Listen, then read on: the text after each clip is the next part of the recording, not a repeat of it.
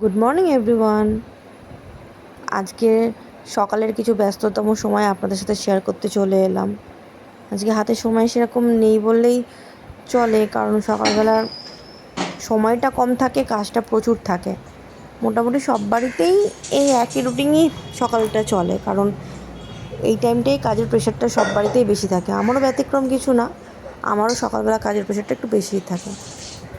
তার মধ্যে রোদের তো দেখা নেই, আজকে অনেক দিন পর একটু রোদটা উঠেছে, তাই ভাবলাম একটু জামা কাপড়গুলো কেচে নেওয়া যাক। এদিকে জামা কাপড়গুলো কাচতে দিয়ে দিলাম, এদিকে রান্নাঘরে প্রেশারের সিটি দিচ্ছে। যাই, রান্নাঘরের দিকটাও দেখতে হবে, দুপুরের খাবার জোগাড় করতে হবে।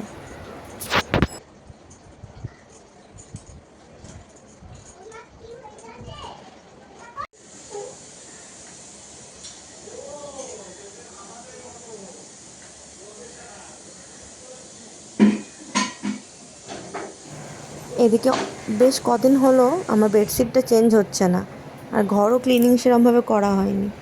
আজকে যেখানে রোদও উঠেছে, হাতে সময়ও আছে, তাই জন্য ভাবলাম জামা কাপড়গুলো, আগেকার জামা কাপড়গুলো একটু রোদে দিয়ে গরম করে নিয়ে একটু ভাজভুজ করে রাখি, কারণ নয়তো একটা ড্যাম্প বর্ষার গন্ধ তো রয়েই যায়।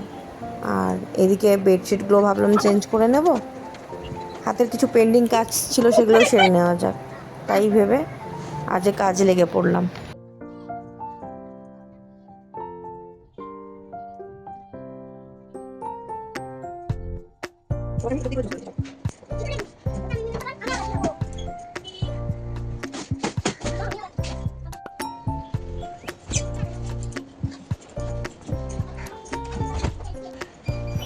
এদিকে আপনাদের সাথে কথা বলতে বলতে আমার ওয়াশিং মেশিনে কাপড় জামাও কাচা হয়ে গেছে। এদিকে মেয়ের জুস খাওয়ার টাইম হয়ে গেছে, জুসটা খাইয়ে নিলাম। আজকে দিনের মতন আমার কাজ শেষ।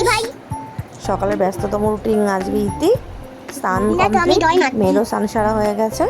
এবার মেয়েকে একটু রেডি করিয়ে নেবো, নিজে একটু রেডি হব, তারপরে মেয়েকে দুপুরবেলার খাবারটা খাইয়ে ঘুম পাড়িয়ে দেবো। আজ তাহলে আসি, টাটা। মনে হয় এই শুটা। এসু। হ্যাঁ বল, কি করছিস? খেলা করছিস? ঠিক আছে, ওঠো।